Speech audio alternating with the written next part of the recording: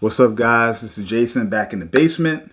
Today I am shooting on my Samsung Note 10 with the Rode Video Micro plugged in USB because my normal camera, which is the XS10, is in my hand right now. So today's topic is just doing a kind of like a recap of the Sigma 18-50 F2.8 DCD-N lens. I've owned this lens ever since it was released for the Fuji X mount. I also have the Tamron 17-70. If you probably seen my other videos, I talked about both lenses and I have compared these two lenses. But wanted just to do kind of a brain dump recap on this lens and really talk about this one in particular and why I own both and why I own this lens.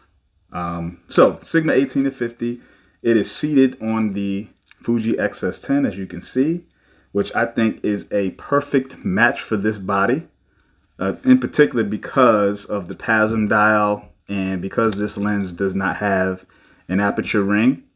It really makes this kind of like the perfect lens for this body. And also thirdly, because the size, it's the right size for this body. The XS10 can handle pretty much any lens because of this big chunky grip it has. But in particular, this lens being a zoom lens, but a very compact zoom lens, it really lends itself to being like a great match for it. It's not too heavy. It doesn't front heavy too much. The grip can handle the weight. So it's almost perfectly balanced. And I almost think that Sigma made this lens with this camera in mind, as well as the future roadmap, which eventually became the XH2 and XH2S, where they have PASM dials. They have the only other lens that's a standard zoom in the Fuji system would be the 16-55, and then alternatively the Tamron 17-70. So this kind of sits in that middle where it's very compact, but still has a constant 2.8 aperture. Now, what I like about this lens is almost like having a bag of prime lenses, because I own a lot of prime lenses. I have the 16, I've got the 23, the 27, the 50, and I got a Viltrox 85. So I got a lot of prime lenses. I prefer primes because I have other bodies and I feel like primes fit those bodies better. So for instance, my X Pro 2 right here, I love to use with prime lenses. I don't prefer to put that lens or the Tamron on this lens, or even my 10-24 vlog lens, which I use on the XS10 a lot. I don't really like to put it on this. To me, it seems like it needs to have a prime lens because all the manual, dials and stuff like that, with the aperture ring on the primes that are also weather sealed. This is weather sealed. XS10 is not weather sealed. It just feels like they made these primes to go on this body.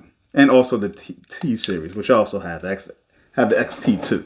But the XT2 for me is like my work truck.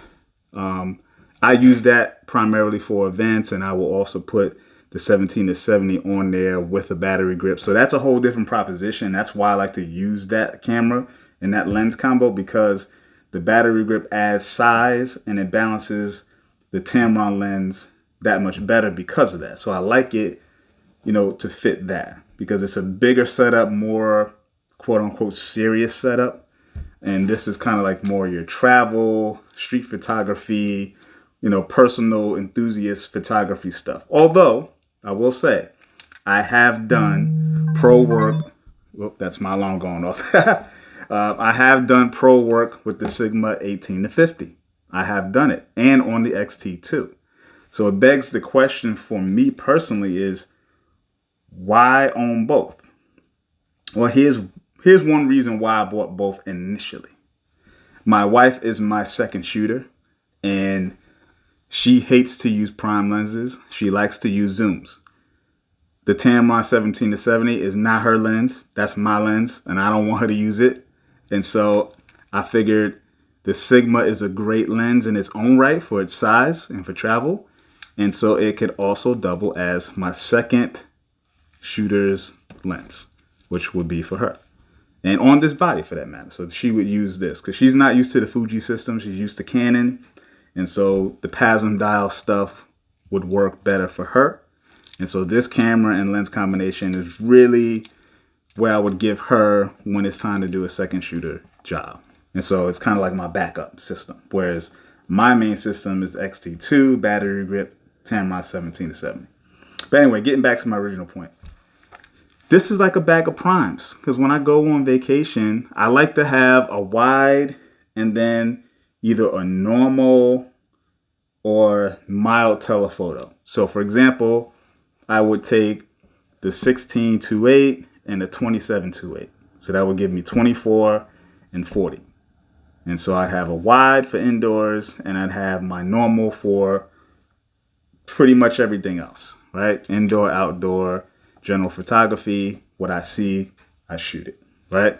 For me, vacation, travel, I don't use a lot of telephoto. And when I do, I pull out the GX85, micro four thirds with the 35-100, which gives me 70-200. I don't really use my Fuji system for long telephoto. I do it for mild telephoto and portraits. But if I'm thinking long telephoto, distance, I don't want to bring the bigger lenses in the Fuji system, or I actually don't even own it. The longest lens I own for Fuji right now would be the Viltrox 85, which is about 130, which is like my portrait lens. So that's what I use that for. Like portrait and event, kind of second body, second lens shooting. But I don't want to get the 50-140 or the 70-300 or the 55-200. To me, there's feel like there's limitations with that. The 50-140 is really big, and so you absolutely need a second body to shoot it. And it's too big to have it as a second body because you got to already have a first body with a lens on it. So you're carrying too much stuff. And the 55-200 and the 70-300 and all those other like slower aperture telephoto lenses are more for outdoor use. And for outdoor use, I might as well get a whole nother system that's a smaller sensor, with micro four thirds that I've got to have a comparatively smaller lens for what I'm going to use it for, and how often I would use it. So, it's really compact. So I like having this 18-50 because it gives you all of those ranges that I would normally use in one body. And now for me, it's not as compact and sexy. When I'm using my primes, I got the 23F. Also I have combinations of the 23F2, 50F2. So now I got 35 and 75 at F2. Switch between those two lenses when I need it. So they're not as small and compact and sexy, but this, is more convenient, I'd say. It's more convenient. You don't have to switch lenses. It gives you 2.8. 2.8 is great, especially outdoors. I'm gonna be a 5.6 to f8 anyway, unless I want to shoot a portrait of somebody and kind of blur the background. Then I go to 35 and 50 at 2.8 and just let the aperture priority take control. And so it's a good documentary focal range. You can get everything you need.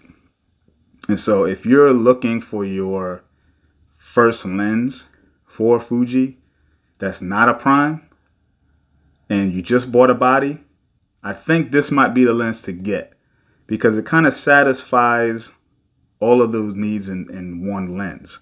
You've got a very fast aperture at a very good focal range of 18-50. You've got wide, you've got medium telephoto. You don't have to buy primes because now you got, a very relatively fast lens that can do some indoor shoots at 2.8, especially with Fuji's, high ISO performance is pretty good.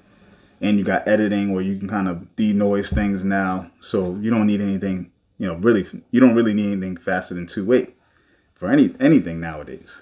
And so it would save you money because this one lens would cover a whole lot of primes. And if you bought them separate in space in a bag and you're on a budget, this lens would solve that problem. And then maybe over time you say, you want to get, like I have a specialty love for pancakes. I like the pancake lens because it makes things compact. And if I carry a second body as an emergency camera, it can have a pancake lens and be very small, and it's not a burden. So I highly recommend this lens, and I think that if I had to choose between the Tamron and the Sigma at this very moment, at this point in time, at the time of recording this video, I always say that size wins, and not bigger, smaller. So I would choose the Sigma. I can shoot pro, I can shoot personal. It's light, it's small, it's fast. Yes, you don't have image stabilization. Yes, you're missing an extra 20 millimeters, but use your feet and this body is stabilized. And if you're outdoor shooting, image stabilization is not going to matter because your shutter speeds are going to be so fast. As long as you're shooting with good technique, you don't need it. All right, so that's all I got. Highly recommend it. Go get it. I love this lens.